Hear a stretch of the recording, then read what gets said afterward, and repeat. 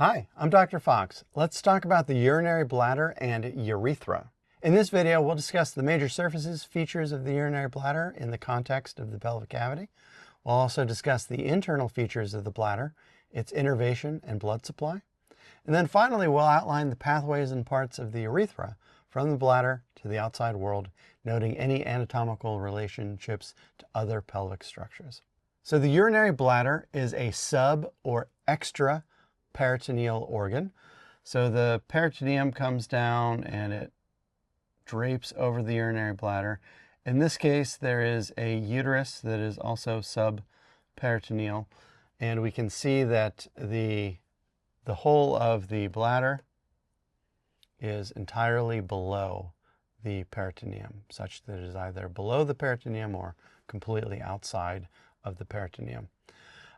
In this case, the urinary bladder is just posterior to the pubic symphysis, so that would be the midline cartilaginous joint of the pelvis, and it is intermediate between that and, in this case, the vagina. If a vagina isn't present, then the bladder is intermediate between the pubic symphysis and the rectum. The urinary bladder is a distensible organ used for the storage of urine. The more urine that is contained within the bladder, the larger it may grow. Externally, we have a couple of features. So there is an apex of the urinary bladder. The apex of the urinary bladder is where the superior surface of the bladder meets the anterior surface of the bladder. There's also a base of the bladder, also known as the fundus of the bladder, which has a posterior position within the bladder. And then as we go towards the bottom of the bladder, it begins to narrow, and that region of the bladder is called the neck of the bladder. And the neck is going to feed into the urethra. And the urethra is the pathway from the urinary bladder to the external world. So let's look at some of the internal features of the urinary bladder. One of the more interesting features is an area called the trigone of the bladder. And I say that it's interesting because it is embryologically distinct from the remainder of the bladder. So it has its very own developmental trajectory and innervation. The trigone can be located because it's found one side of that triangular region is the ureteral crest, which is between these ureteral openings. So that's where the intramural parts of the ureters empty into the bladder. And then if we draw lines down toward the internal urethral meatus or orifice, we can see the other two sides of the trigone there. Because it is an expansive organ, the inner mucosa of the urinary bladder may be ridged when it is not distended, and those ridges are called rugae. So we can have gastric ridges in the stomach or urinary bladder rugae within the urinary bladder.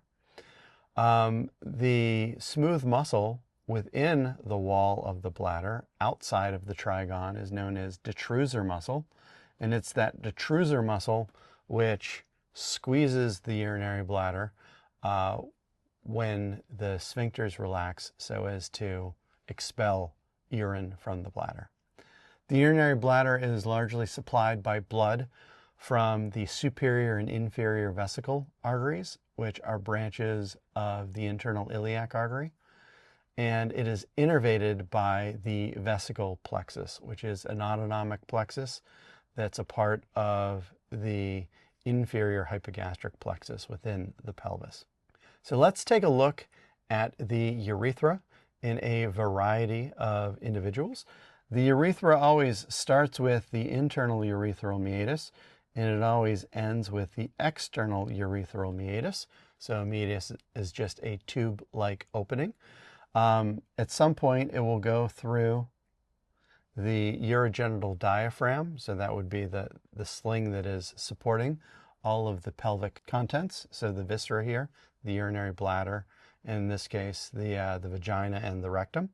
In this individual who has a vagina, we can see that the vagina is posterior to the base of the bladder, and the urethra is going to run anterior to the vagina and medial to the labia minora, and then just posterior to the glans clitoris. So the external urethral meatus will be between the labia minora, posterior to the glans clitoris, and anterior to the opening of the vagina. Looking at this individual, someone with a penis, we can see a tripartite urethra.